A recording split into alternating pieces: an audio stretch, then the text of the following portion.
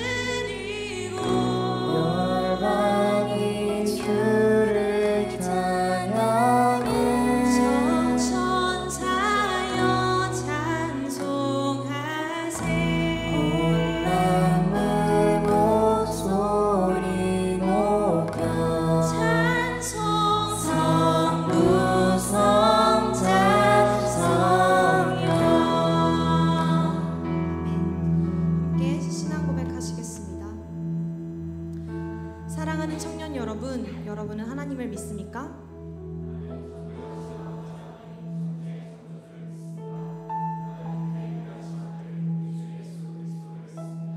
여러분이 믿는 예수님은 어떤 분이십니까?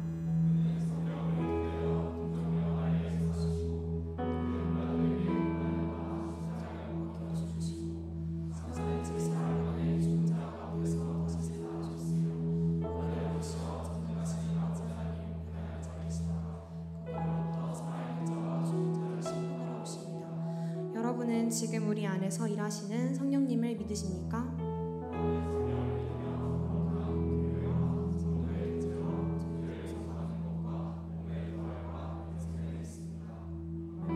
우리 이제 기쁘게 찬양하기 원합니다.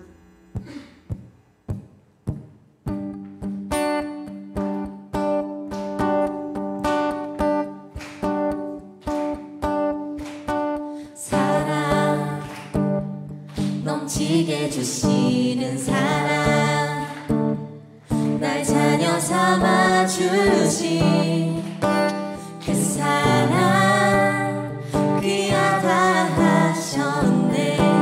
그 사랑 세상이 본 적 없네.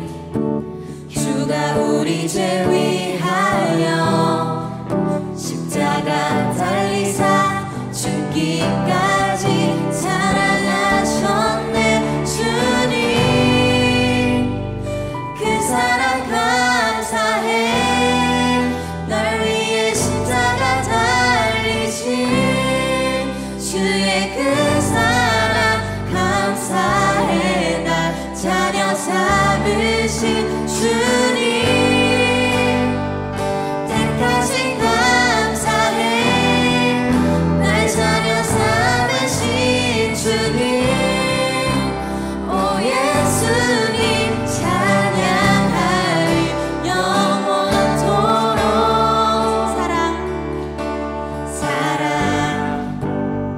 내 죄보다 크신 사랑, 온유하고 겸손해. 끝까지 나를 오래 참고 기다리시네.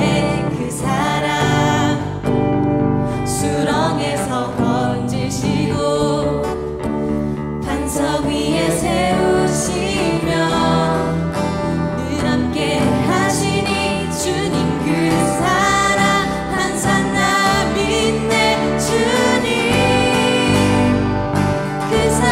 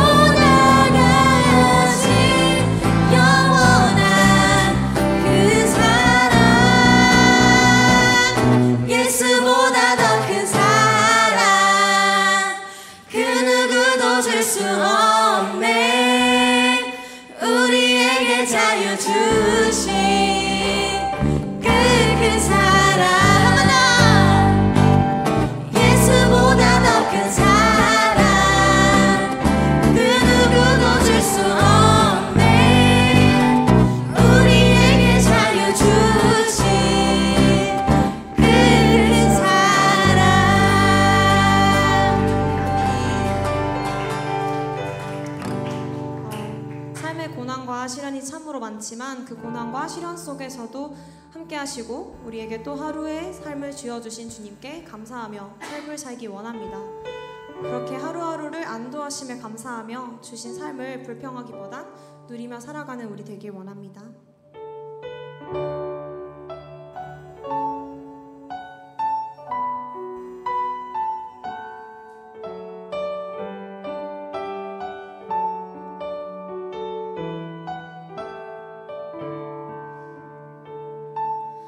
오늘 숨을 쉬는 것 감사, 나를 구원하신 것 감사,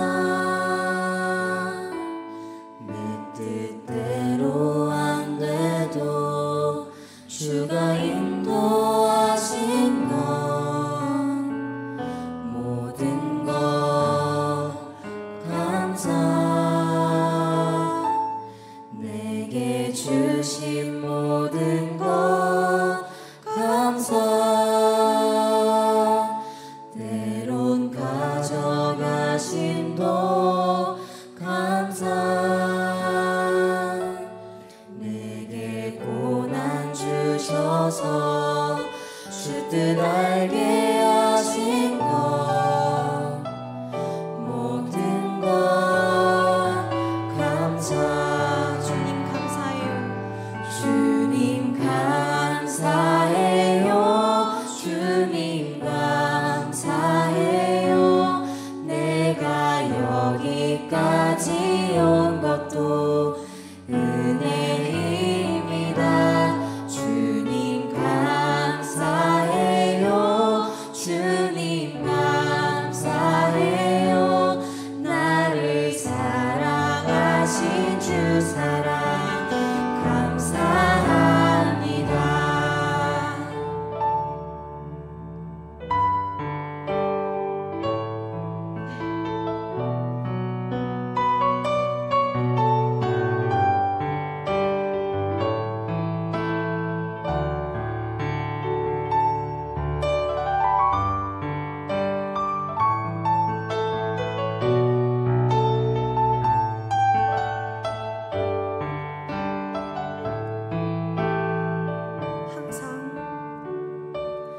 항상 주 안에 있음 감사, 참된 소망 주심도 감사, 나 같은 사람도 자녀 삼아 주신 것 모든 것 감사, 주님 감사해요. 주님 감사해요. 내가 여기까지 온 것도 은혜입니다. 주님 감사해요. 주님 감사해요.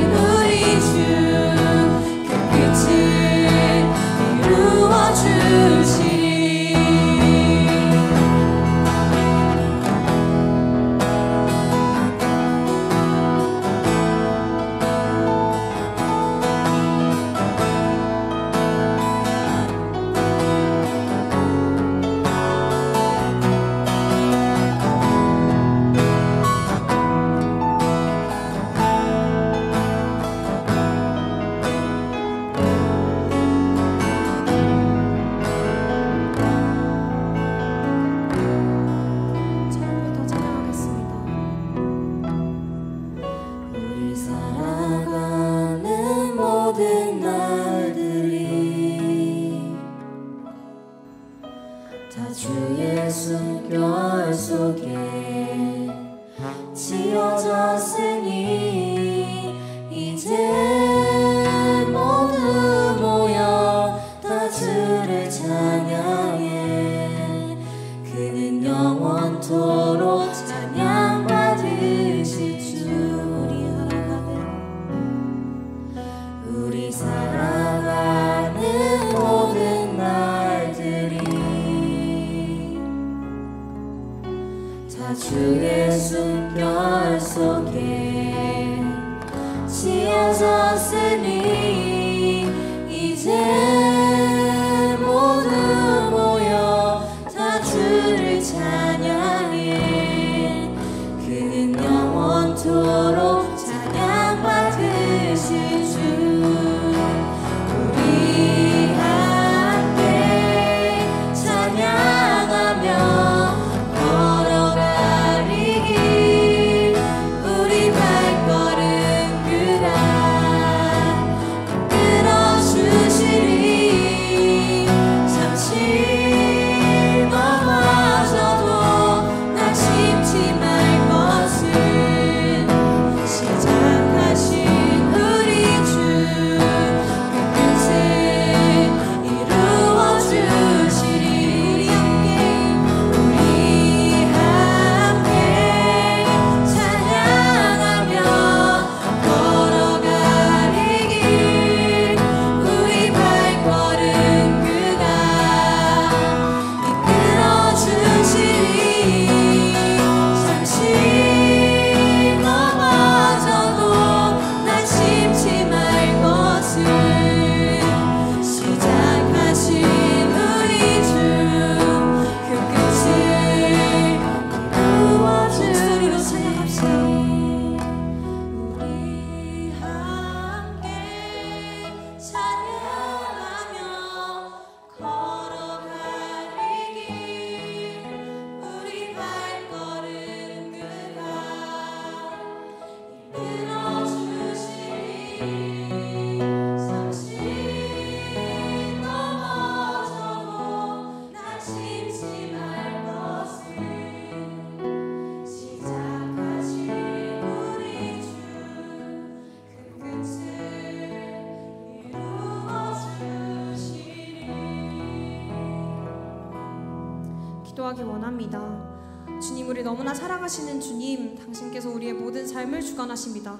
고통과 역경의 순간에 세상이 우리로 하여금 당신과 멀어지도록 유혹할 때 우리를 단단히 잡아주시고 우리가 울부짖으며 오직 당신을 찾게 하여 주시옵소서. 그리고 끝내 우리를 인도하시는 당신의 계획을 경험하며 우리가 넘어지나 아주 쓰러지지 아니함은 당신께서 우리를 붙잡고 있음임을 알게 해 주시옵소서. 그리고 우리가 이 교회 공동체에서 함께 서로의 역경을 짊어져주며 오직 함께 당신을 찬양하게 주시옵소서 하는 마음으로 함께 기도하시겠습니다.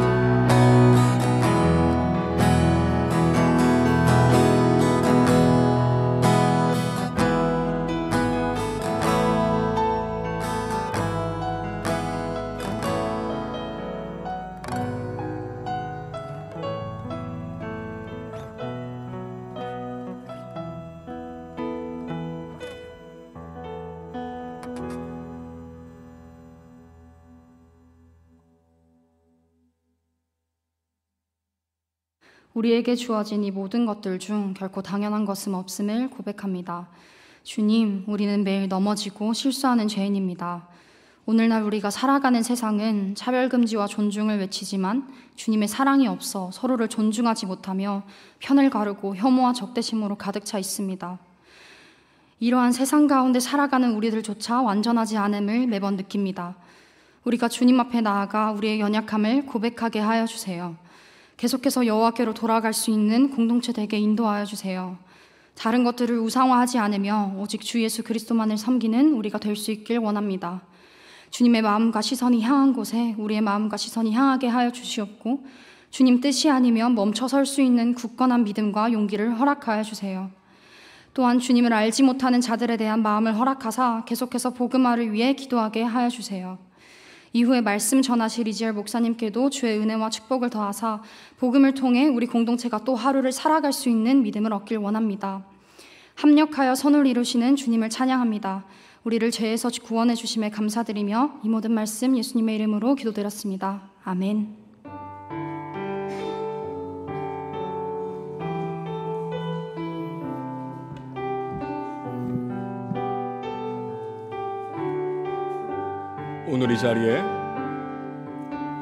오늘 이 자리에 모인 우리 어린 양 예수 따라가는 무리 되게 하소서. 성령의 충만한 임재 안에 어둡던 우리는 밝아져서 주를 보게 하소서. 당신의 겸손함,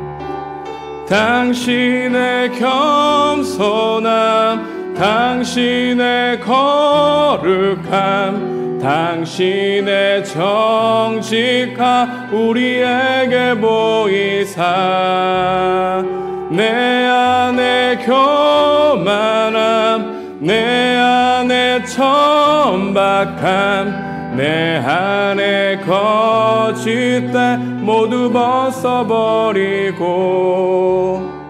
어린 양 예수 따라가는 무리 되게 하소서. 아멘. 오늘 선포될 하나님의 말씀은 룻기입니다. 룻기 2장 14절에서 23절까지 우리 함께 교독하겠습니다. 룻기 2장 14절 23절 하나님의 말씀 받들어 읽겠습니다. 식사할 때 보아스가 룻에게 이르되 이리로 와서 떡을 먹으며 내 떡 조각을 초에 찍으라 하므로 룻이 곡식 빼는 자 곁에 앉으니 그가 볶은 곡식을 주매 룻이 배불리 먹고 남았더라. 룻이 이삭을 주우러 일어날 때 보아스가 자기 소년들에게 명령하여 이르되 그에게 곡식단 사이에서 죽게 하고 책망하지 말며 또 그를 위하여 곡식 다발에서 조금씩 뽑아 버려서 그에게 죽게 하고 꾸짖지 말라 하니라. 그 주운 것을 떠니 보리가 한 에바쯤 되는지라. 그것을 가지고 성읍에 들어가서 시어머니에게 그 주운 것을 보이고 그가 배불리 먹고 남긴 것을 내어 시어머니에게 드리매 시어머니가 그에게 이르되 오늘 어디서 주었느냐 어디서 일을 하였느냐 너를 돌본 자에게서 복이 있기를 원하노라 하니 룻이 누구에게서 일했는지를 시어머니에게 알게 하여 이르되 오늘 일하게 한 사람의 이름이 보아스입니다 하는지라. 나오미가 자기 며느리에게 이르되 그가 여호와로부터 복받기를 원하노라. 그가 살아있는 자와 죽은 자에게 은혜 베푸기를 그치지 아니하도다 하고 나오미가 또 그에게 이르되 그 사람은 우리와 가까우니 우리 기업을 물을 자 중에 하나이니이다 하니라. 모압 여인 룻이 이르되 그가 내게 또 이르기를 내 추수를 다 마치기까지 너는 내 소년들에게 가까이 있으라 하더이다 하니 나오미가 며느리 룻에게 이르되 내 딸아 너는 그의 소녀들과 함께 나가고 다른 밭에서 사람을 만나지 아니하는 것이 좋으니라 하는지라. 보리추수와 밀추수를 마치기까지 이삭을 주우며 그의 시어머니와 함께 거주하니라. 아멘. 반갑습니다. 추석 연휴 잘 보내고 함께 예배 드릴 수 있는 기쁨을 허락하신 주님께 감사드립니다. 우리는 아직 룻기 2장에 머물러 있습니다. 우리가 함께 읽은 룻기 2장은 보아스와 룻이 만나는 장면이 그려지고 있죠. 우리는 두 번에 걸쳐서 우연 가운데 이루신 하나님의 필연에 대해서 묵상해 보았고 추석 전 설교에서는 세상의 사랑과 이 주님의 사랑을 대조해 보았습니다. 오늘은 보아스의 은혜와 환대를 통해서 공동체 안으로 들어가선 이 룻을 묵상해 보려고 합니다. 보아스는 룻에게 은혜를 베풀었죠. 룻은 더 이상 다른 곳에서 이삭 죽기를 하지 않아도 되었다는 것입니다. 보아스의 배려와 사랑으로 그의 땅에서 이삭 죽기를 할 수 있게 되었기 때문이죠. 그뿐만이 아닙니다. 룻은 그곳에 있으면서 일꾼들에 의해 보호를 받게 되었고 일꾼들은 모압 여인을 받아들여야 했다는 것을 우리에게 말해주고 있죠. 오늘 본문 14절은 이렇게 시작합니다. 우리 함께 읽어보겠습니다. 시작. 식사할 때 보아스가 룻에게 이르되 이리로 와서 떡을 먹으며 내 떡 조각을 초에 찍으라 하므로 룻이 곡식 빼는 자 곁에 앉으니 그가 곡식을 주매 룻이 배불리 먹고 남았더라. 보아스는 일꾼들이 함께하는 식탁에 룻을 초대했습니다. 식사를 같이 한다는 것, 그 당시 식구로 받아들인다는 의미가 있죠. 우리는 가족을 식구라고 부르지 않습니까? 함께 밥을 먹는 밥상 공동체라는 것입니다. 음식이 피를 만드는데 이 음식이 같아야 비로소 피를 나누는 애틋한 가족이 된다는 의미에서 밥상 공동체, 식구라는 의미를 우리에게 보여주고 있는 것이죠. 그만큼 가까이 받아들였다는 의미로 해석해 볼 수 있습니다. 더 나아가 보아스는 이 종들에게 은밀히 지시합니다. 보아스는 일꾼들에게 아예 다발에서 곡식을 뽑아내라고 말하죠. 의도적입니다. 곡식을 줍는 것으로는 시어머니 나오미와 이 룻이 밥을 먹기도 힘들기 때문에 아예 빼서 주라는 것으로 명령한 것이죠. 또 모르게 하라라, 바로 배려했던 것입니다. 사실 이것은 종들의 질투를 부를 수 있는 일이었죠. 그래서 미리 대처하여 일꾼들에게 룻을 망신시켜주지 말라라고 하는 명령 또한 한 것을 보게 됩니다. 그만큼 룻을 세심하게 보살피는 이 보아스의 심정이 오늘 본문에 드러난다 할 수 있는 것이죠. 룻에게 굴욕감을 주고 싶지 않았습니다. 선심을 쓰는 척도 하고 싶지 않았습니다.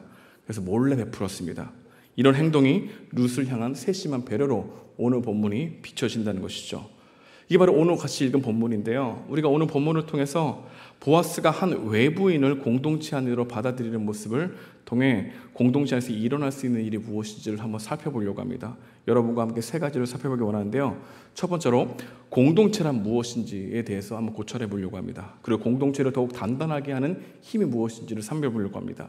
그리고 두 번째로 공동체 안에서 일어날 수 있는 일, 그리고 마지막으로 공동체 안에서 일어나야 하는 일, 이렇게 함께 이런 공동체에 대한 말씀으로 오늘 여러분과 함께 말씀을 상고해 보고자 합니다. 먼저 첫 번째로 공동체란 무엇인가에 대한 고찰입니다. 지금 룻이 들어간 곳이 추수할 때를 맞이하여 보리를 추수하는 것이죠. 그곳에 누가 있었습니까? 보아스의 종들이 있었습니다.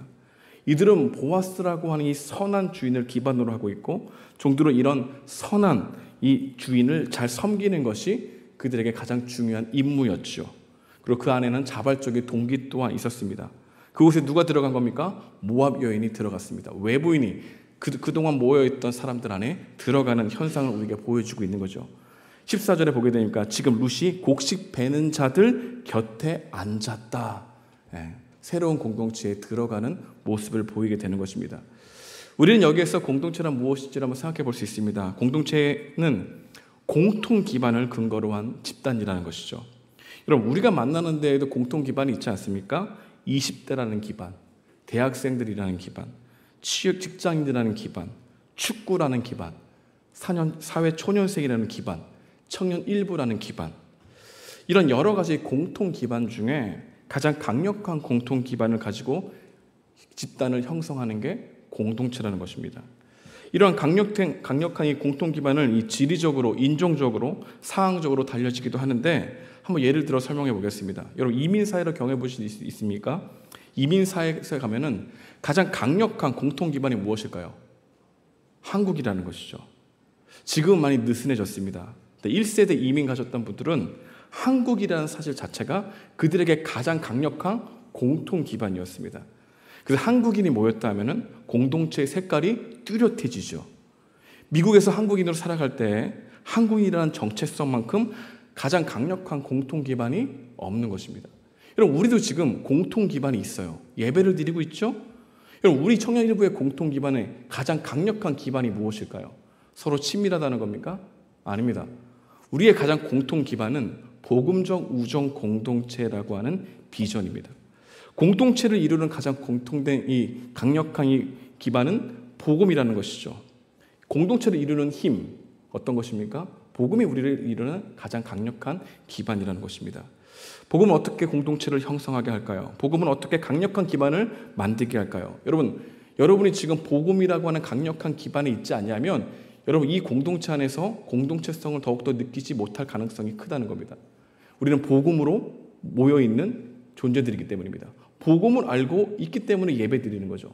복음이야말로 우리를 가장 하나로 묶는 공통적인 강력한 기반인 것입니다.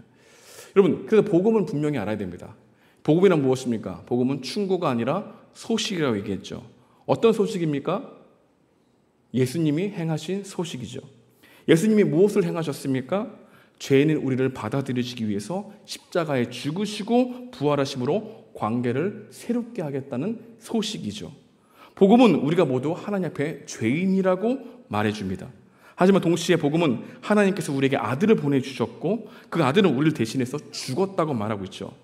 우리가 마땅히 받아야 될 형벌과 진노와 저주를 우리 주님이 대신해서 받으셨다는 겁니다.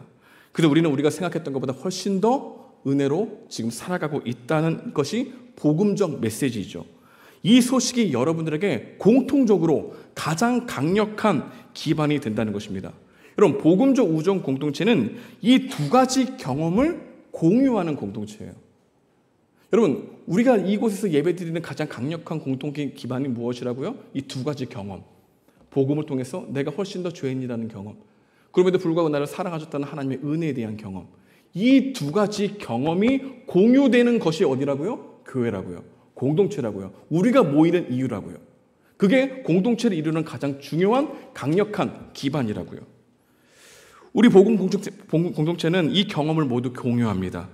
그리고 우리는 이 경험을 공유함으로 공동체를 이루어 갑니다. 아, 내가 경험한 것을 저 사람도 경험했구나. 내가 이렇게 큰 사랑을 받았다고 느껴서 말했던 그 경험을 이 사람도 지금 경험하고 있는 거구나. 서로가 하나가 되는 것은 복음이라고 하는 것에 대한 공유를 더욱더 느낌으로 하나가 되어가는 것이죠. 그래서 복음적 우정 공동체는 나는 죄인이었지만 용서받았습니다. 나는 그분의 사랑을 받고 있습니다. 라고 믿는 사람들의 집단인 것입니다. 여러분, 그 모형이 바로 보아스의 종들이죠. 보아스의 종들은 누구의 사랑을 받고 있습니까? 보아스의 사랑을 받고 있었던 것이죠. 보아스의 사랑을 받고 그들에게 마음 가운데 은혜를 베풀었던 이 보아스가 지금 누구를 데리고 오는 겁니까? 룻을 데리고 왔습니다. 그 룻을 데리고 오는 것을 받아들이는 그 마음도 무엇이 있는 겁니까? 우리 주인이 그를 공동체로 받아들였다면 그 공동체에 받아들인 이 룻도 우리와 같은 은혜와 선대를 받은 것이구나 라고 하는 생각을 하게 된다는 것이죠. 그러나 우리가 가지고 있는 가장 깊은 정체성이 가장 강력한 이러한 공통 기반이 복음의 은혜가 아니면 우린 다른 무언가로 그 자리를 대체한다는 것입니다. 우리가 복음이라고 하는 이 정체성이 우리만의 공통 경험이 아니게 된다면 우리는 우리의 공동체 중심으로 다른 것들이 침투해들기 시작한다는 겁니다. 그리고 그 침투한 것으로 인해서 서로가 하나가 되지 못하는 경향이 많다는 것이죠. 한 가지 예를 들자면 어떤 특정 정치 색깔을 어떤 한 사람이 강력하게 자신의 정체성으로 여기겠다고 생각해 봅시다. 그 청년이 같이 교회를 다니다 새로운 사람을 만났습니다. 그와 함께 원투하다가 굉장히 괜찮은 사람이라는 것을 느끼게 됐습니다. 그다음 정치 이야기를 하게 됩니다. 근데 정치 이야기를 했는데 좌파 또는 우파에 관한 이야기가 들려지기 시작합니다. 그리고 나와 다른 정체성을 가지고 있다고 생각이 들어오기 시작하죠. 그러면 마음 가운데 거부감이 들기 시작합니다. 선을 긋기 시작합니다.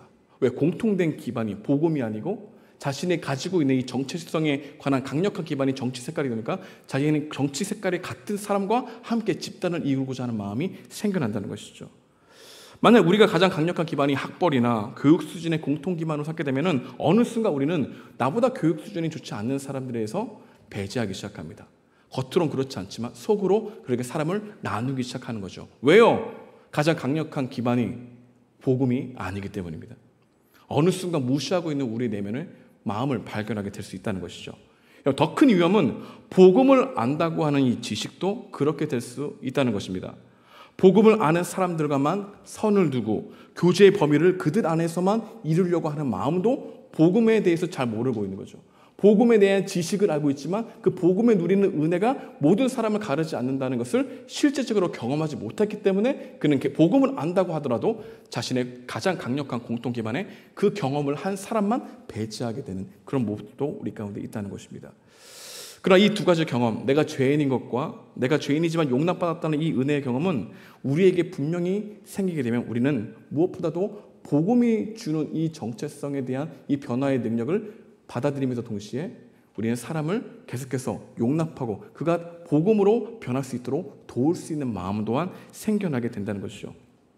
그것을 가장 잘 보여주신 분이 예수님입니다. 여러분, 예수님은 누구의 친구였습니까? 세리의 친구였죠. 예수님은 창녀들의 친구였습니다. 예수님은 가난한 자들의 친구였죠. 그래서 예수님의 명은 이 세리의 친구다. 그것은 그와 동급으로 여기는 겁니다. 그 당시 세리는 지금의 세공 공무원과 다릅니다. 매국노였죠. 왜냐하면 그들의 이 가난한 사람들이 가지고 있는 이 돈들을 그 혈세를 뺏어서 로마 제국들이 계속해서 힘을 키우도록 돕는 일을 이 세리들이 감당했기 때문입니다. 하지만 예수님께서 사람을 가르지 않았죠. 그렇다고 복음의 정체성을 흐려지게 만든 게 아닙니다. 복음에 강력한 기반을 두면서도 동시에 복음이 필요한 자들에게 다가갈 수 있는 마음이 예수님께 있었다는 것이죠. 그래서 누가복음 18장에 보게 되면 삭개오의 이야기를 아십니까? 삭개오에게 들어가죠. 그 집으로 들어갑니다. 함께 밥을 먹습니까? 함께 집에서 거합니다. 다시 말하면 식구로 받아들입니다. 이것 자체가 그 당시 사람들에게는 이해가 되지 않았지만 예수님은 가장 강력한 공통 기반이 복음을 간직한 후에 동시에 이 복음이 필요한 존재에게 들어가고 있는 이 모습을 우리에게 보여주고 있다는 것이죠. 그래서 우리가 공동체로 모이는 이 목적과 이 사명은 우리가 분명히 해야 합니다.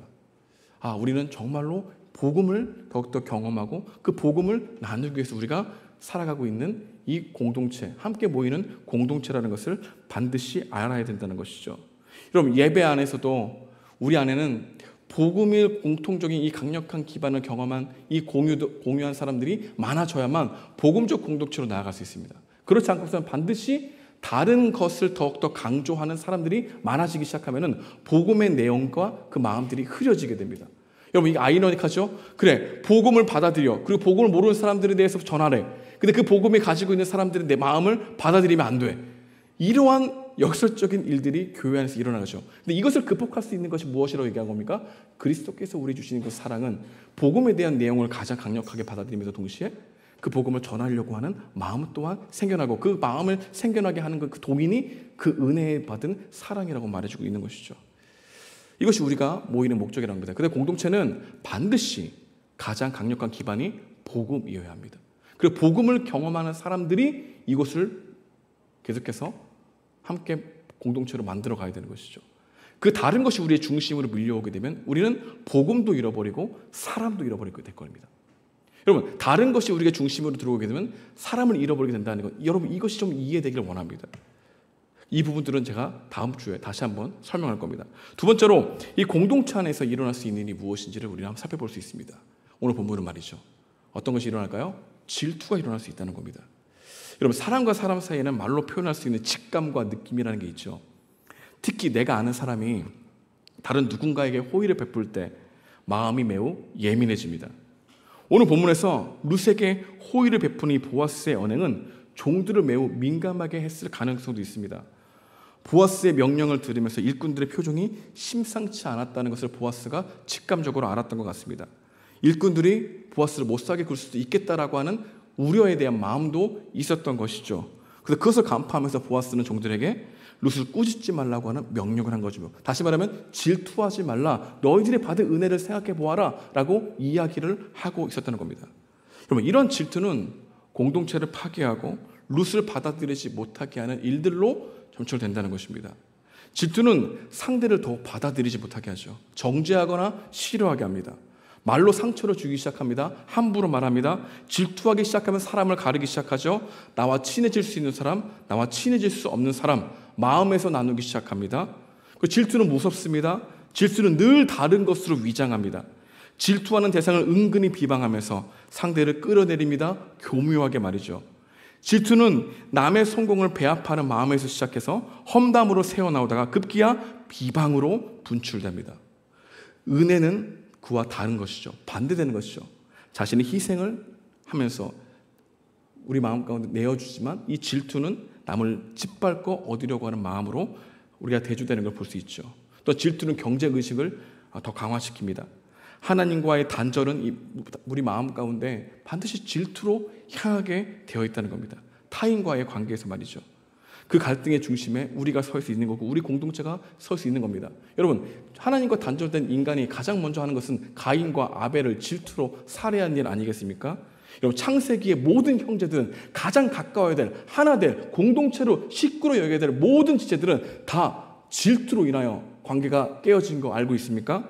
가인과 아벨, 또 누가 있습니까? 이스마엘과 이삭, 에서와 야곱, 요셉과 다른 형제들, 모두 원인은 다르지만 가장 가까이 지내야 될 형제와의 질투로 관계가 깨어지는 것을 우리에게 보여주는 게 성경에서 말하는 처음의 시작점이었죠. 여러분, 우리 공동체 안에서 질투가 우리의 공동체를 가를 수 있습니다. 질투는 우리 마음 가운데 굉장히 세심해요. 나랑 친한 친구가 어떤 친구랑 얘기하는 것도 우리 마음 가운데 질투로 작용할 수 있어요. 근데 복음이 우리 마음 가운데 중심이 되어야 되는데 사람으로 중심이 쓸려가는 경우도 굉장히 많아져요. 근데 이 질투는 우리가 더욱더 하나님과에서 관계뿐만 아니라 사람과의 관계도 나뉘고 가르게 된다는 것을 알게 됩니다. 또 이 질투는 우리의 기쁨을 빼앗아 버려요. 여러분, 이 세상은 모든 것을 등수로 말했죠. 그래서 저는 예전에 학교에서 하나님 나라의 특징이 무엇인지 아느냐라고 하는 그런 교수님의 질문을 모르겠는데요 라고 대답한 적이 있습니다. 그저 그분이 하신 말이 인상 깊었습니다. 하나님 나라는 숫자가 없다. 1등과 2등이 없고 아파트 평수가 없고 자동차 배기량이 없다. 그만큼 그것으로 1등과 등수를 나누는 나라가 아니다라고 하는 것을 우리에게 말씀해 주셨습니다. 하지만 이 세상은 1등이 환호하고 2등은 쓸쓸히 박수를 칩니다. 스포츠에서 또 여러분 자주 보지 않습니까? 2등한 사람들은 굉장히 1등하지 못한 것에 아쉬움으로 눈물을 흘리지 않습니까? 2등한 것도 대단한 것인데 매우 아쉬워하는 그 모습이 우리 사회에 우리 마음 가운데 단면을 보여주고 있는 것이죠. 근데 질투가 심한 사람은 마음이 괴롭습니다. 여러분이 자주 염려하거나 자주 실망하거나 여러분 자주 미워하거나 나는 왜 이렇지라는 자주 여러분의 스스로 평가하는 마음이 많으면 많을수록 남들과 비교하여 질투의 마음이 여러분들을 사로잡고 있는 겁니다. 여러분, 우리는 우리가 생각하는 것보다 훨씬 더 질투하고 있다는 것을 인정해야 한다는 것이죠. 여러분, 사단은 이런 마음을 가지고 옵니다. 여러분, 사단의 두 가지 공격의 방향이 있어요. 내부에서는 생각으로 공격합니다. 그리고 외부에서는 사람으로 공격합니다. 여러분, 내 생각 속에 마귀가 있습니다. 내 감정 속에 마귀가 있습니다. 여러분, 우리가 다 하는 생각들이 다 나의 생각이 아니에요. 여러분, 생각을 합니까? 생각이 납니까? 생각을 하다가도 생각이 나죠.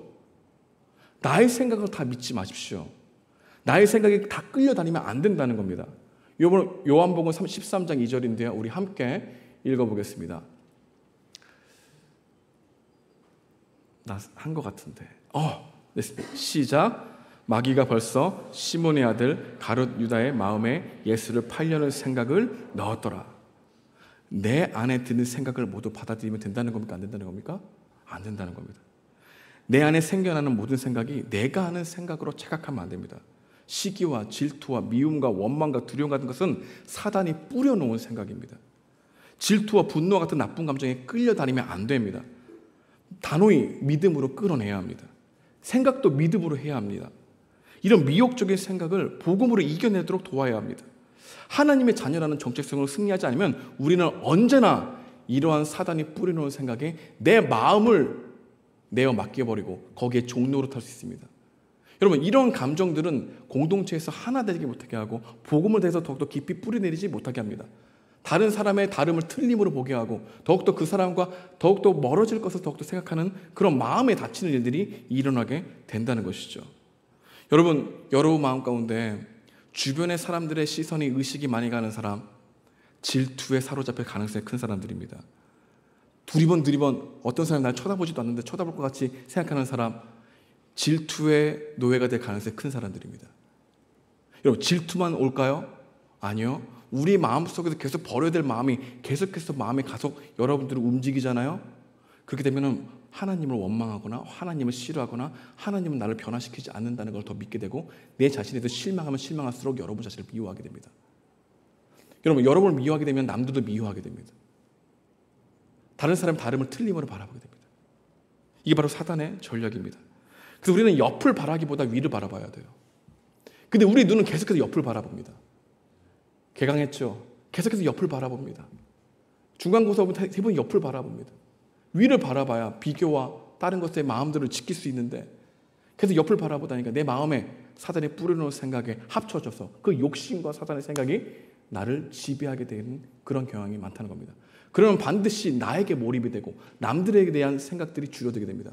관심이 없어져요. 왜? 내 자신의 마음도 이기기 힘드니까. 그래서 사단은 공동체 안에서 질투를 심으려고 합니다. 시기하고 미워하고 다른 사람이 잘된 것은 정말로 축복받을 일인데 축복해 주는 것 같지만 자신이 그거에서 비교하면서 자신이 질투하려고 하는 마음을 또한 그러한 마음 자체를 또 싫어하는 거야. 왜 자신은 괜찮은 사람으로 보거든. 나는 질투하는 마음 왜 나에게 이런 마음이 들어? 이건 내가 원하는 마음이 아니야. 계속해서 자신에 대한 의로 질투를 밀어내죠. 그럼 또 다른 것으로 내 마음을 채우게 되죠. 복음이 아니면. 그래서 우리 마음 가운데 굉장히 파괴적으로 변하는 경우가 많다는 것을 보게 되는 것이죠. 그런데 우리가 이제 마지막 세 번째로 공동체에서 안에서 일어나야 될 일이 있다는 것을 우리는 본문을 통해서 배울 수 있습니다. 그게 무엇인가? 바로 보아스가 룻에게 보인 환대입니다. 환대의 중요성을 오늘 본문은 얘기해 줍니다. 다시 14절인데요. 우리 한 번 더 읽겠습니다. 14절 시작. 식사할 때 보아스가 룻에게 이르되 이리로 와서 떡을 먹으며 내 떡 조각을 초에 찍으라 하므로 룻이 곡식 빼는 자 곁에 앉으니 그가 볶은 곡식을 주매 룻이 배불리 먹고 남았더라. 그 당시 룻은 자기가 느끼기에 이 자리에 앉으면 안 된다는 사람이라는 생각을 느꼈죠. 왜냐하면 모압 사람이었고 자신과 다른 종족이었고 특히 유대인들은 이 이방인과 식사 자리를 하지 않았죠. 그런데 이 룻은 환대를 경험합니다. 이렇게 보아스가 나를 위해서 이 공동체 안으로 들어오는구나 라고 하는 생각을 하게 된 것이죠. 여러분, 이 공동체 안에 여러분들이 어떻게 들어왔습니까? 혼자 들어오신 분 꿋꿋하게 그래 들어왔는데 아무도 나에게 아는 체를 하지 않아. 다 모르는 사람은 서로 친한 것 같아. 그래도 교회 다녀야 되니까 학사에 사니까 그래 이 자리에 앉아서 견뎌야지 라고 수없는 세월을 견딘 풍파를 이긴 우리 학생들도 있을 겁니다. 근데 이 공동체 안에 그 누군가가 우리를 반겨주지 않냐면 우리 이 공동체에서 복음을 잘 들을 수 있을까요? 하나 되는 걸 경험할 수 있을까요? 아니요. 절대 그렇지 못하겠죠. 우리는 모두 공동체를 추구합니다. 어디를 가면 내가 사랑받을 수 있을까라고 하는 생각으로 두리번 거립니다. 어떻게 하면은 내가 이곳에 가서 잘 적응해서 하나가 될 수 있을까? 나도 공동체에 뿌리를 내려서 함께하는 기쁨을 누릴 수 있을까? 모든 사람의 갈망이라는 것이죠. 그리고 어디가 좋은 공동체인지 그래서 우리는 찾고 또 찾기만 할 것입니다. 여러분 맞습니다. 교회의 가장 세상과 다른 점은 공동체인데 복음을 기반한 공동체라는 것이죠. 실제적으로 세상 사람들이 가장 부러워하는 것 또한 공동체입니다. 하지만 공동체가 있다고 해서 다 공동체는 아니죠. 복음적 기반을 가진 공동체는 반드시 환대가 있다는 겁니다. 하지만 이 세상 사람들은 우리들은 환대를 잃어버렸습니다. 환대를 잃어버린 이유가 무엇일까요? 개인화된 것이 있죠. 어렸을 때부터 우리가 느끼는 이 사회적 풍토는 다양한 사람과 만나서 서로 불편함을 감수하는 사회가 안 되어가고 있죠. 점점점 어떻게 됩니까? 일부만, 나와 맞는 사람만, 나와 함께 할 수 있는 사람만 가르고 친구가 되는 문화 속에서 살아가고 있죠. 근데 교회 와서도 나와 조금만 다르면 불편하게 생각해서 사람을 가르게 되는 일들이 우리 안에 일어나죠. 알랜드 보통이라는 사람 아십니까? 그분이 쓴 책이 있는데요. 무신자를 위한 종교라는 책이 있습니다. 그 책에서 종교를 가진 사람들이 가장 부러운 것, 공동체를 뽑습니다. 그는 신을 믿지 않아요. 신을 믿지 않는데 신이 없다고 생각합니다. 근데 신이 없다고 생각하면서 서로 자기를 희생하며 사랑하라고 하는 그 고백이 먹히질 않는다는 것을 실제적으로 경험했다는 거죠. 신이 없어. 그러면 서로 희생을 해 라고 하는 공식이 성립되지 않는다는 것을 경험했다는 겁니다. 그래서 신이 있는 게 좋구나 라고 하는 생각 또한 했다고 합니다. 자신이 신이 존재하지 않아. 그런데 서로 사랑하라라고 하는 이 율법이 먹혀지지 않는 것을 실제적으로 경험했다는 겁니다. 그래서 공동체를 경험하기 위해선 종교를 가지십시오 라고 하는 의미 또한 얘기했다는 것을 우리는 볼 수 있습니다. 그러면서 무신론자들은 이런 생각합니다. 그럼 공동체를 누가 죽였을까? 그것은 바로 우리가 죽인 거구나 라는 것을 얘기한 겁니다. 무신론자들은 어떤 생각이면 자신이 신이 없다고 생각하는 것, 신이 없다고 생각하면 내 마음대로 이기적으로 살아도 된다는 생각이 자연스럽게 스며들겠죠? 이 이기적으로 살고 싶다는 마음이 자연스럽게 스며들면 모든 사람이 다르다는 것을 인정하는 것보다는 나와 맞는 사람, 나의 이기적을 받아줄 수 있는 사람, 내가 이기적으로 부릴 수 있는 사람들과 함께 관계를 맺겠죠? 그럼 점점점 개인화된다는 것을 알았다는 겁니다. 근데 무신론자는 개인화된 것은 곧 우리가 스스로 이기적인 마음대로 살아가려는 우리가 만들어낸 것이구나 라고 하는 깊은 통찰을 받다는 걸 보게 됩니다. 그래서 그는 이렇게 말합니다. 무신론자들은 공동체를 죽였고 사람들은 점점 개인주의화되는 결과를 낳았다. 그리고 또 이렇게 얘기합니다. 우리는 다른 사람을 만나야 될 필요성을 모두 면제해줄 특별한 한 사람을 만나려는 꿈을 꾸게 되었다. 여러분, 이게 무슨 말인지 압니까? 다시 한번 읽어보겠습니다. 우리는 다른 사람을 만나야 될 필요성을 모두 면제해줄 특별한 한 사람을 만나려는 꿈을 꾸게 되었다. 여러분, 우리는 단 한 사람에게 다양한 사람들을 통해서 얻어야 될 필요성을 누구에게 몰입하고 있다는 겁니까? 나랑 친하게 여기고 있는 그 한 사람에게 과도하게 몰입하여 그 사람이 줄 수 없는 것에 불구하고 그 사람의 그것을 요구하는 이기적인 사회 속에서 우리는 점점 개인화되어 가고 공동체성이 죽어가게 되는 일들이 일어나게 되었다는 얘기하는 겁니다. 이게 어떤 얘기입니까? 여러분, 조금만 우리 마음 가운데 생각해 보십시오. 여러분들이 이 공동체 안에서 나랑 친한 사람만 관심이 가지고 있다면, 여러분들은 여러분의 관성대로 여러분이 이곳에 딱 들어오면 두리번 걔 어디 있어? 아무개 어디 있어? 그 한 사람을 찾을 겁니다.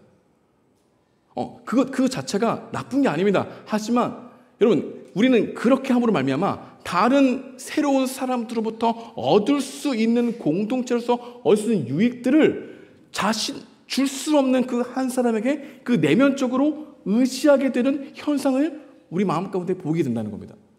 여러분, 친한 건 좋죠. 근데 그 친한 그 한 사람에게 과도한 요구를 한다는 거예요. 그 사람이 줄 수 없는, 다른 사람이 줄 수 있는데, 하지만 다른 사람에 대한 마음은 점점 줄어들어. 환대할 수 없어. 왜?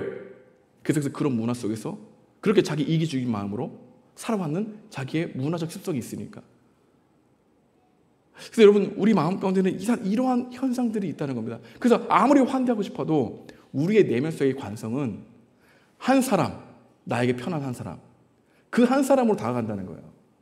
그 한 사람이 줄 수 없음에도 불구하고 다른 사람들을 통해서 얻을 수 있는 유익과 다른 사람들을 통해서 누릴 수 있는 축복들과 은혜들이 훨씬 많은데 우리는 스스로 생각하는 것에 가리고 아니라고 생각해서 나와 맞는 그 한 사람에게 몰입하여 그 사람이 줄 수 없는 것을 그 사람에게 바람으로 우리는 점점 개인화되어가는 속에서 다른 사람들에 대한 마음이 점점 줄어든다는 거죠.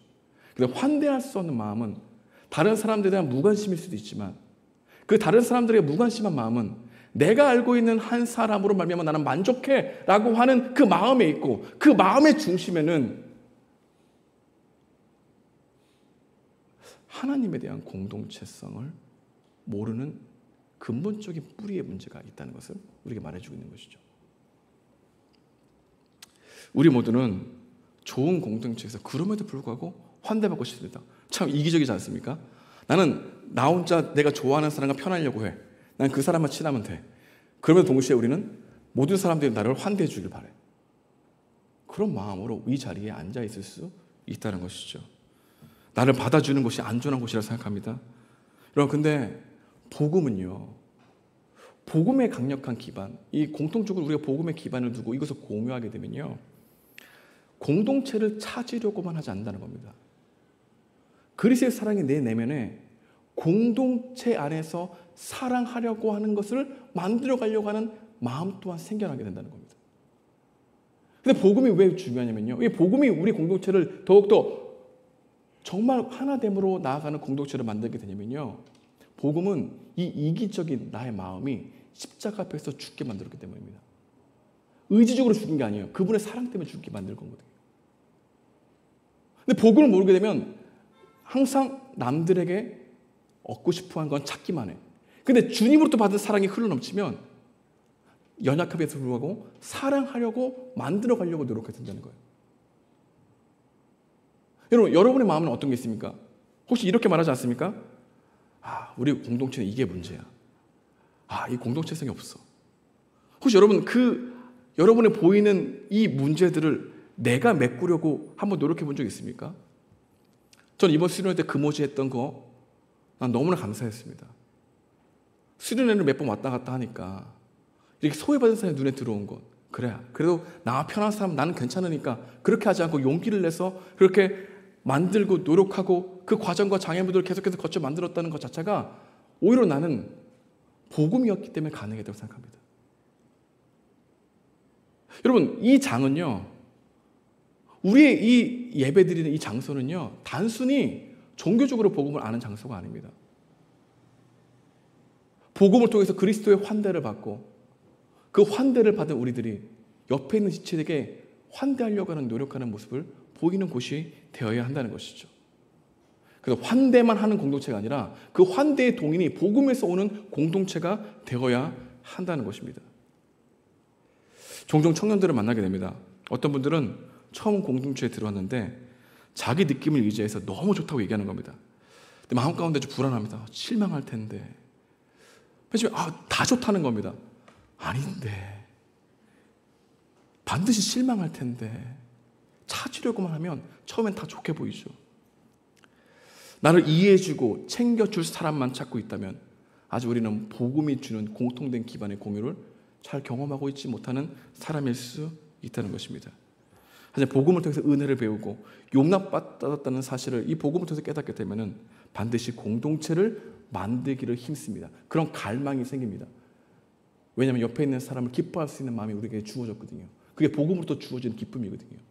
근데 복음은 가르지 않고, 복음은 자신의 정체성을 분명히 유지하면서 옆에 있는 지체들에게 다가갈 수 있는 그런 용기와 힘이 우리 가운데 주어진다는 것입니다. 그래서 여러분, 우리는 친밀함을 요구할 게 아니라 무엇보다 복음을 듣고 사랑을 깨닫게 하도록 힘써야 합니다. 그래야만 친밀함을 이룰 수 있다는 것이죠. 여러분, 우리 마음 가운데 이런 공동체, 저는 여러분 이 청년 1부 때 공동체에서 싸우기도 하고 미워하기도 하고 질투하기도 하고, 하지만 그것들이 다 선이 되어 연결이 되어 내가 이렇게 죄인이구나, 내가 주님이 필요하구나, 그런 재료가 되길 소망합니다. 그래서 복음을 통해서 내가 이렇게 나를 용납해 주고 있었구나, 그런 것을 깊이 깨달아서 자기도 용납하고 싶어하는 마음들이 우리 마음 가운데 기쁨을 생겨날 수 있는 이 자발성이 있길 소망합니다. 우리 그러기 위해서 우리 많은 프로그램들을 하는 거예요. 우리 교회에는 학사가 있습니다. 여기 앉아있는 사람들 중에 학사 있는 사람이 있을 겁니다. 여러분, 학사는 갈 곳이 없어서 지방에 올라와서 좀 싼 곳으로 가기 위해서 오는 곳이 아닙니다. 처음에 그럴 생각으로 지원할 수도 있습니다. 근데 우리 학사는 어떠한 조건이 있냐면요, 목사님이 가장 중요하게 보는 조건은 딱 한 가지입니다. 공동체성을 배우겠는가, 함께 살면서 다름이 틀림이 아니라는 것을 실제로 경험해 보려는 마음이 있는가, 그러기 위해서 함께 규칙을 지켜나가겠는가, 그거를 가장 중요하게 봅니다. 그게 거의 90%입니다. 왜 그렇게 할까요? 복음에 대한 은혜를 같이 삶으로, 부딪힘으로, 씨름함으로, 자신의 연약함을 알게 됨으로 더욱더 내가 복음이 필요하구나, 그 복음에 대한 갈망이 생겨나기 때문인 것이죠. 그래서 저는 학사 공동체에게 많은 걸 요구하지 않습니다. 왜? 학사는 교회에 봉사하러 온 게 아니에요.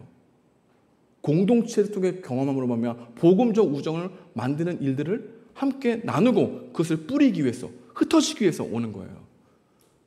우리 또 한 가지 이런 같은 일을 우리 학사생이 아닌 우리들도 하고 있는 게 있습니다. 그게 무엇인지 아십니까? 선교입니다. 여러분, 선교를 가면은 나중에 또 얘기하겠지만 이번에 우리가 겨울에 에티오피아 선교를 계획하고 있는데, 여러분, 선교를 가서 뭘 그렇게 많이 한다고? 여러분, 선교하는 그 시간 동안 배우는 게 있습니다. 내가 선교할 존재가 아니구나, 내가 선교 받아야 될 대상이구나, 내가 복음을 전할 수 있는 자격이 없구나, 나 되게 복음이 필요하네. 나 저거 조그만 거 하나 인정하지 못하네. 저거 그냥 인정하고 넘어갈 수 있는데 꼭 나는 말을 하네. 이런 자신의 연약함을 더욱더 배우기 위해서 우리는 선교를 하는 거예요. 여러분, 우리가 하는 모든 프로그램들은 공동체 속에서 내가 환대받고 있구나. 복음을 더욱더 필요한 존재구나. 이 두 가지의 공유를 계속해서 경험하기 위해서 하는 행동들인 것이죠. 여러분, 우리 가족 모임 하지 않습니까? 또한 가족 아우팅 하지 않습니까? 기모임 하지 않습니까? 제가 자세히 보고 있어요. 여러분들 말은 안 하지만. 처음에 새로운 사람이 기모임 하면 얼마나 뻘쭘한지 아십니까? 다 몰라. 나 거기 들어가고 싶지 않더라고. 다 핸드폰 보고 있어.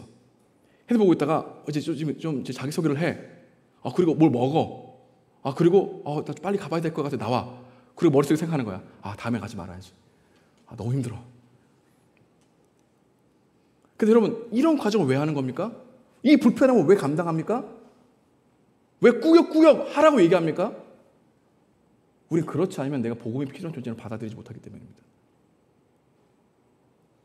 공유할 수 없기 때문입니다. 이 복음의 감격을. 여러분, 복음을 통해서 환대를 누려야 다른 사람을 환대할 수 있는 마음이 생기는데 그걸 경험하지 못하는 우리들의 모습이 있다는 겁니다. 그래서 저는 우리 공동체가 모든 프로그램이 복음을 공유하고 복음을 깨닫게 되는 그런 목적과 목표를 가지고 프로그램화 시켰으면 좋겠습니다. 체육대회 왜 합니까? 잘하는 사람만 들어서 우와 환호받고 있고 그거 왜 합니까? 못하는 사람들은 그냥 앉아서 이 얘기하는 내가 여기 들러리 선난하는 이 자기 정체성이 흔들리는 거 왜 합니까? 씨름하는 거죠.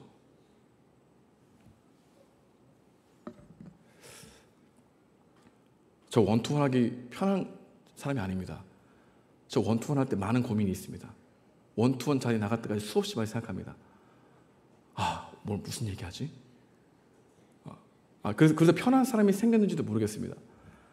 내 성향이 그래요. 나 굉장히 E인데 E 같지 않은 모습이 있습니다. 근데 왜 합니까? 교인이니까? 등록했으니까? 아닙니다. 나름대로 복음에 대한 씨름입니다. 왜 밥을 먹습니까? 차만 마시고 있습니다. 왜 밥을 먹어요? 그 과정 자체가 식구로 받아들인다는 이 노력의 예배이기 때문입니다. 왜 그토록 멀리 갑니까? 그 자체가 복음이 그렇게 내 마음 가운데 작동하기 때문입니다. 저에게 한 가지 꿈이 있습니다. 어떤 꿈이냐면은 이런 거 한번 해보고 싶어요. 한다는 얘기는 아니야. 하고 싶어.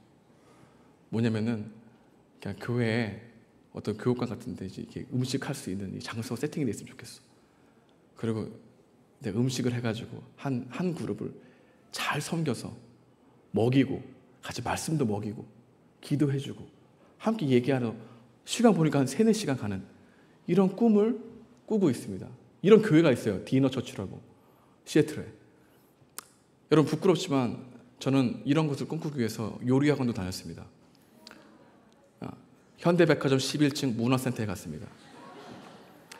근데 문화센터에 갔는데 죄송합니다. 다 아주머니들이었습니다. 저만 그 시간에 올 수 있는 사람이 없었지. 저만 갔어요. 그래서 저는 양념장을 배우는 법, 도마 쓰는 법, 칼 쓰는 방법, 야채를 좋게 고르는 방법 그런 거 배우는 줄 알았어. 근데 첫날 딱 가니까 동파육이야. 동파육을 해야 된대. 근데 내가 모르는 것을 하려고 해. 그럼 아주머니가 손에 물 묻히지 마. 맛있게 먹고 가. 그러면 돼. 잘 보기만 하고 집에 레시피 다 하면 되잖아. 그렇게 한 학기를 보냈던 것 같습니다. 하루는 이제 써놨어요. 동파육, 한 번은 양장피, 한 번은 보쌈 정식, 완자탕, 고난이도의 음식이었습니다. 그래서 저는 칼 쓰는 법을 배우고 싶었는데 핑계인데 무엇을 얘기하고 싶으냐면은 그렇게 해서 무엇을 하고 싶은 거냐?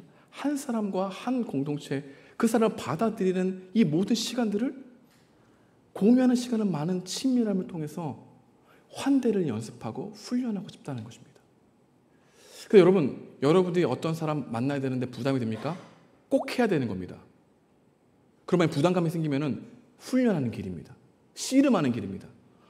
그것은 여러분들을 위한 길입니다. 왜냐하면 그렇게 하기 싫어하는 내 내면 속에 복음이 아닌 내 자신의 이기적인 하나님이 없다고 싶어하는 이 인간의 본성이 분명히 드러나고 깨닫게 되기 때문입니다. 여러분 해야 하는데 가족은 내가 원톤을 잡지 못하는 가족들도 있습니까? 괜찮습니다. 그런데 불구하고 노력해 보십시오. 씨름해 보십시오. 가족원들이 먼저 연락해 주십시오. 그러한 씨름이 없으면 복음은 우리에게 환대의 복음이 되지 않습니다. 복음은 우리에게 큰 영향을 주지 않아요. 복음의 지식은 알 수 있어도 그 복음에 주는 기쁨과 그 은혜를 누리지 못합니다. 제가 가장 기뻐하는 것 중에 하나가 있습니다. 내가 대접을 받았는데 진짜 맛있었어. 아, 이거 꼭 다음에 원투원 할 때 데려가야지. 그래서 원투원 데려갔어. 근데 너무 맛있다고 얘기하는 거야. 아, 그때 모든 걸 맛있다고 얘기하면 안 돼. 너무 맛있다고 얘기해. 그때 그 기쁨이 너무 좋아요. 왜냐면 그 과정은 단순히 먹는 것을 주는 게 아니라 어디를 갈까 생각하는 그 시간을 누구를 생각하는 겁니까? 그 사람을 생각하고 그 사람에게 어떤 것을 줄까라고 하는 생각 자체가 가기 전에 기도하게 되고, 그래서 저는 부담감이 되는 것을 바꿨습니다. 어떻게? 아, 하나님 기도하라는 거구나. 더 생각해야지. 그래서 만나기 전에 항상 마음 가운데 기도하고 갑니다. 오늘 어떤 얘기 할까요? 새로운 이야기가 나오게 해주십시오. 전혀 예상하지 못했던 고백들이 우리 가운데 터져나게 도와주십시오. 그걸 통해서 만남이 기쁨이 되게 도와주십시오. 여러분, 역설적으로 한 환대는 내가 하기 싫거나 씨름하거나 해야 된다라고 하는 이 부담감이 우리 가운데 있을 때, 그 씨름 한복판에 내가 서야 되겠다는 노력이 있을 때, 그때 두 가지를 항상 공유하게 됩니다. 내가 이런 것을 너무 하기 싫어하는구나. 내가 언제나 받고 싶은만 하는구나. 나 굉장히 이기적이구나. 나 복음이 필요한 존재구나. 그럼에도 불구하고 그렇게 했을 때 이게 바로 주님이 주시는 기쁨이구나. 이 두 가지 놀라운 비밀을 함께 경험하게 된다는 겁니다.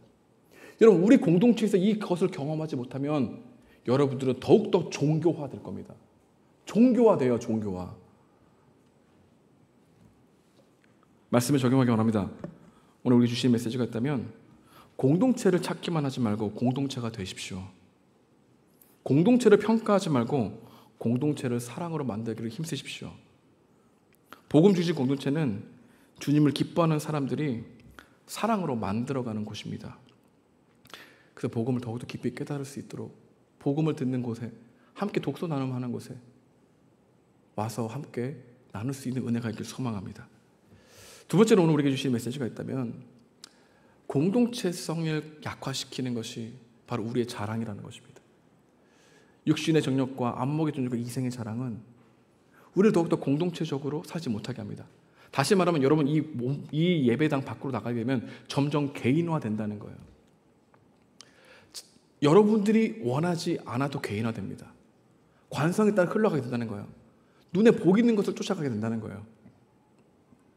그런 것들은 나를 자랑하기 위해서 주어지는 것들이면, 나는 내 하는 일에 바빠서 내 옆에 있는 지체가 한 주도 2주, 3주 지났는데도 생각나지 않고 어떻게 살았는지를 궁금해지지 않는다면 우리는 지금 자기의 자랑에 빠져 있는 겁니다. 복음은 절대 그렇게 할 수 없어요. 여러분, 하나님이 주신 복음은 내 옆에 있는 사람에게 굉장히 세심하고 민감하게 반응하게 되어 있습니다. 왜냐하면 계속해서 주님이 주시는 환대를 경험하고 있기 때문입니다.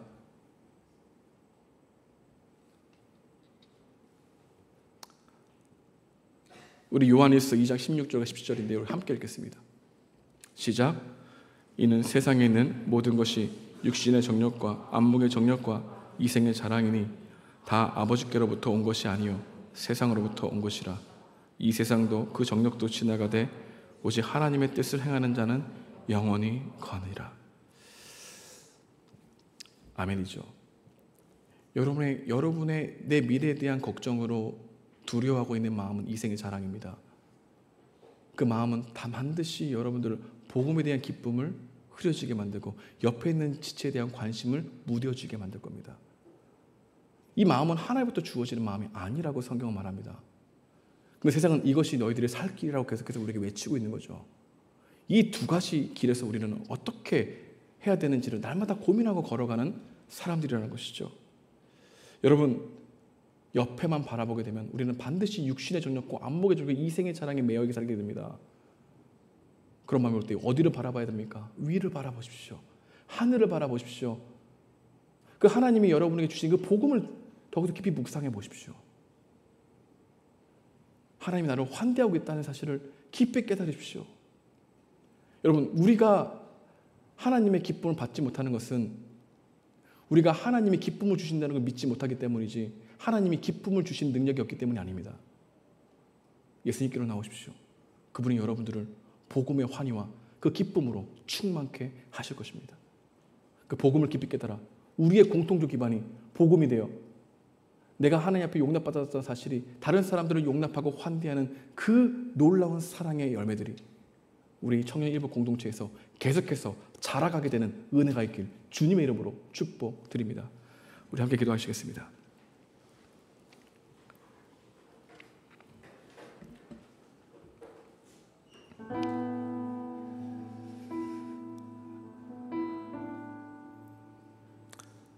오늘 여러분이 주시는 메시지는 무엇입니까? 한 사람에게 몰입하고 있지 않습니까? 여러분은 친한 친구가 다 있지만 그 친구만 있다고 생각하는 그런 관성에 쫓아가고 있지 않습니까? 저 옆에 있는 새로운 사람이 눈에 들어옵니까? 그렇지 않다면 우리는 다시 복음을 들어야 합니다. 그 환대의 복음에 안에서 씨름해야 합니다. 오늘 여러분이 주신 메시지가 무엇입니까? 그 메시지가 있다면 우리 함께 하나님 앞에 믿음으로 응답하는 기도를 드리면 좋겠습니다. 함께 기도하시겠습니다. 하나님 감사합니다. 성기도 역사하시는 은혜에 구원합니다. 하나님 성령 주십시오. 하나님의 은혜에 구원하십니다. 주여 도와주십시오. 성령께서 역사하시는 은혜에 구원합니다. 오 주님, 오 주님, 우리 마음과 내 거룩을 도와주십시오. 하나님의 사랑하시는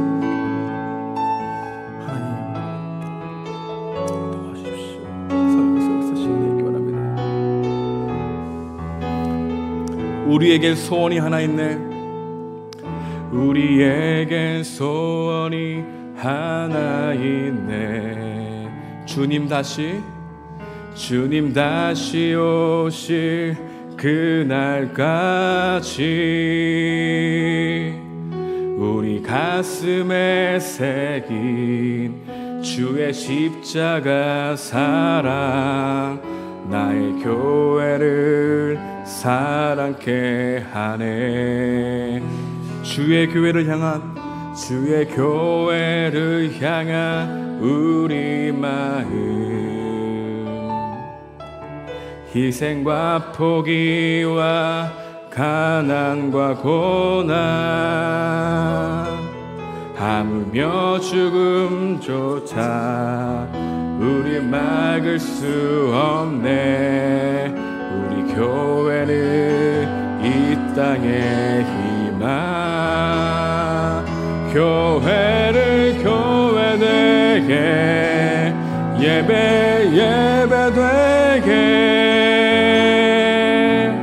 우리 사용하소서. 진정한 풍의 날 유두 임하도록 우리 사용. 다 함께 자리에 일어나시겠습니다. 처음부터 우리에겐 소원이 하나 있네. 마음을 다해 찬양하기 원합니다. 주님 다시 오실 그날까지 우리 가슴에 새긴 주의 십자가 사랑 나의 교회를 사랑케 하네. 주의 교회를 향한 우리 마음 희생과 포기와 가난과 고난 하물며 죽음조차 우리 막을 수 없네. 우리 교회는 이 땅의 희망 교회를 교회되게 예배되게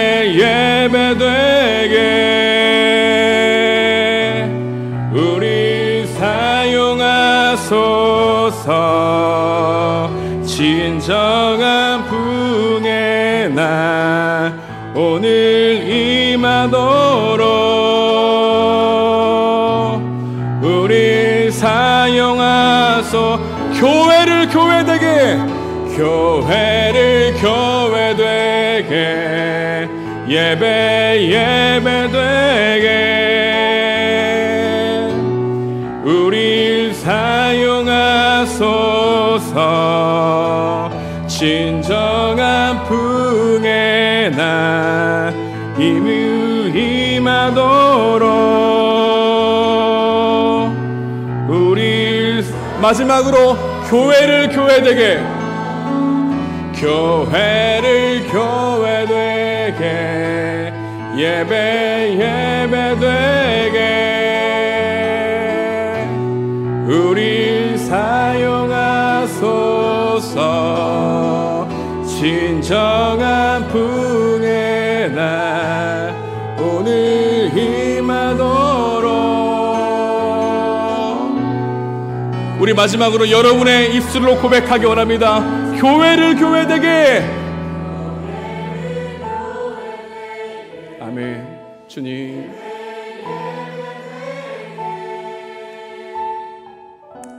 그렇습니다. 주님, 주여 인도해 주십시오. 우리의 고백이 될 수 있도록 주옵소서.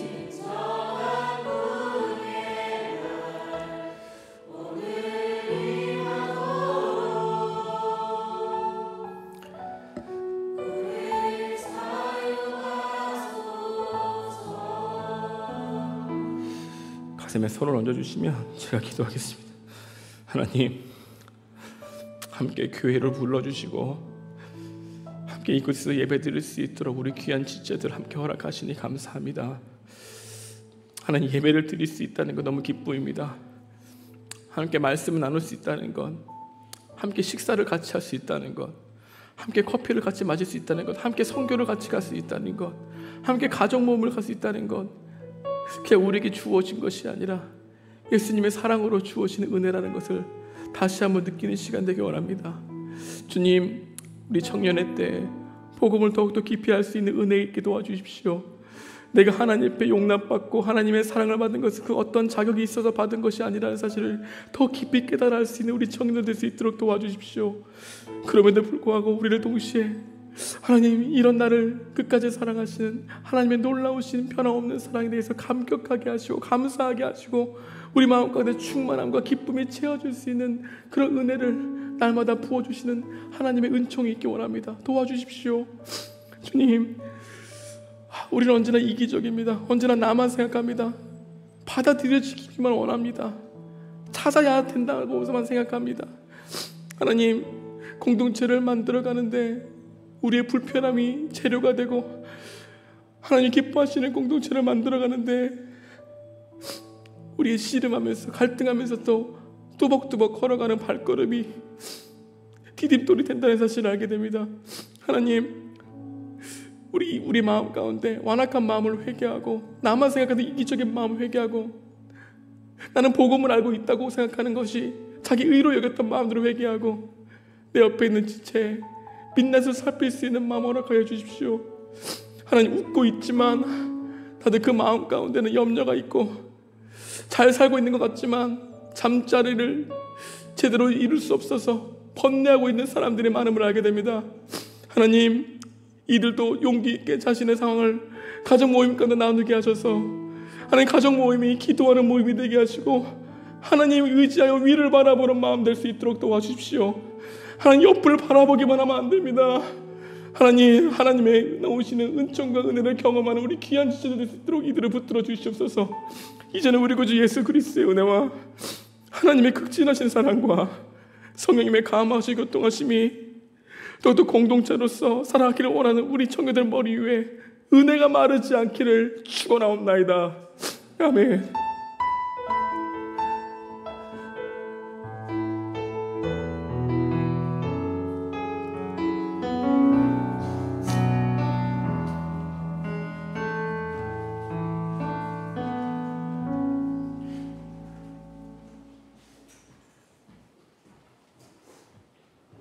안녕하세요. 저희 오늘 주일 광고 전에 새생명축제 광고 영상 먼저 시청하도록 하겠습니다.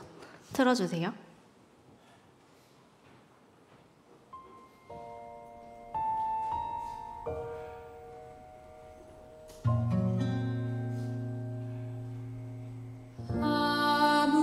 아무것도 두려워 말라.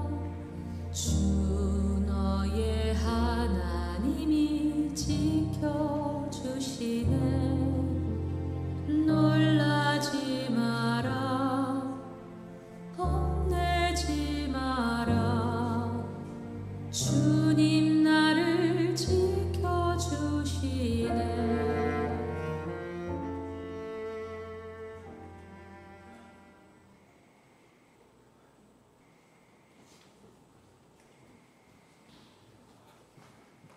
다음 편에 계속되겠습니다. 정례복 주일 광고 좀 드리겠습니다. 먼저 에티오피아 단기 선교를 여러분께 소개합니다. 2월 3일부터 13일까지 총 열흘간 하게 되었는데요. 우리 파송 선교사님, 주평강 선교사님이 지금 사역하고 계신 곳입니다. 가서 하게 되는 사역들은 교회를 돕는 것인데요. 교회의 기초를 닫는 일입니다. 그 어린이 사역뿐만 아니라 예배 사역, 한국 문화 소개 사역, 여러 가지 사역들이 준비되어 있는데요. 아까 설교 시간에 말했던 것처럼 선교를 위해서, 돕기 위해서, 봉사를 위해서 가는 것이 중심의 하나이긴 하지만 저는 이러한 선교들을 통해서 우리 공동체가 다시 복음이 필요한 존재임을 알고 또한 복음을 통해서 누리는 감격이 함께 누릴 수 있는 시간이 되기 원합니다. 그래서 여러분, 제가 여기 자세한 사항을 쓰지 않는 이유는요, 내일 여러분 주중 광고에 카드 뉴스에 에티오피아 선교의 목적, 목표, 그리고 여러분들이 구글 폼을 통해서 내가 지금 선교가 준비되어 있는가라고 하는 질문들을 할 수 있는 답변들을 이렇게 할 수 있도록 만들었습니다. 꼭 기도해 보시고 여러 가지 사항들을 함께 여러분들이 살펴보시고 선착순으로 신청해 주시면 여러분 함께 연락드려서 선교를 잘 준비하도록 하겠습니다. 감사합니다.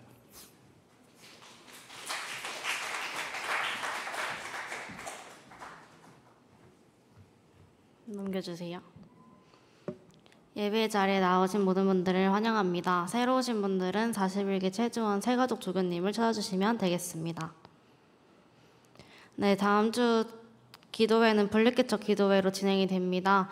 금요일에 금요찬양 기도회에서 개척 기도회가 진행이 되니까요. 많은 참여 부탁드리고요. 토요일에는 지금 강의를 준비를 하고 있어요. 그래서 개척을 함께 하시는 분들, 개척에 관심 있으신 분들을 위해 대상으로 준비를 하고 있으니까요. 그 자세한 사항은 주중 광고로 안내드리도록 하겠습니다. 영수증 제출 안내입니다. 지금 기모임도 그렇고 가족모임 영수증을 많이 제출 안 하신 분들이 계세요. 영수증은 꼭 43기 신나연에게 제출해 주시면 되겠습니다. 네, 다음 주는 체육대회입니다. 9월 29일 예배 드리고 나서 체육대회를 바로 진행을 하는데요. 지금 체육대회 준비팀이 많은 준비를 하고 있어요. 그래서 오늘 체육대회 준비팀 중에 대표 한 명이 나와서 광고를 하려고 합니다. 나와주세요.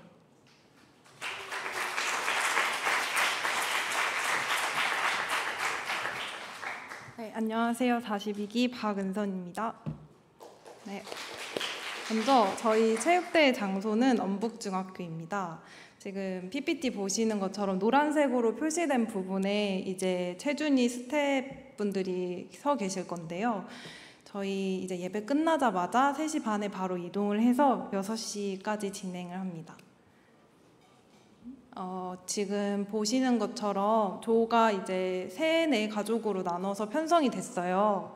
그래서 조별로 보면은 1조는 검은색, 2조는 초록색, 3조는 하얀색, 4조는 파란색이고요. 그 색깔에 맞춰서 옷을 입고 오시면 되는데 만약에 옷이 없다 그러면 저희가 반다나를 드릴 거예요. 그래서 막 크게 걱정은 안 하셔도 됩니다. 그거를 머리에 굳이 안 하셔도 되고 팔목이나 여기에 저기 하시면 됩니다. 이것도 아마 주중 광고로 나가거나 만약에 안 나가면 가족장 분들을 통해서 공유 드리도록 하겠습니다. 그리고 가장 준비물 중에 중요한 게 운동화예요. 거기가 체육관 내에 슬리퍼, 구두, 샌들이 착용하면 안 된다고 합니다. 그래서 바닥이 찍히지 않는 운동화로 준비를 해오셔야 되고 그리고 아마 끝나고 나서 출장 뷔페가 있어서 그때도 이제 스태프분들이 안내를 해주실 거예요. 그래서 교회 오셔서 시간 되시는 분들은 밥 드시고 가시면 될 것 같습니다. 밥도 굉장히 맛있다고 합니다.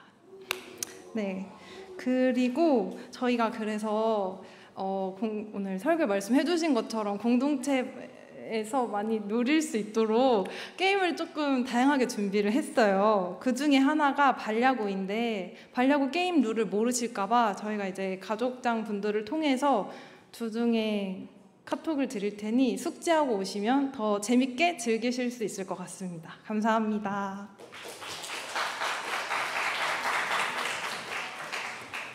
네, 다음 주는 가족 모임을 진행하지 않고 체육대회로 진행하는 만큼 많은 참여 부탁드리겠습니다. 오늘 가족 모임 이후 5시 총회준비위원회 있습니다. 오늘은 지지난주에 얘기를 했던 미처 다 끝내지 못했던 예산 편성과 그리고 규약 개정 그리고 대표진 후보 구성에 대해서 얘기를 하려고 합니다. 교육관 지하 1층에서 진행되니까요. 많은 참여 부탁드리겠습니다.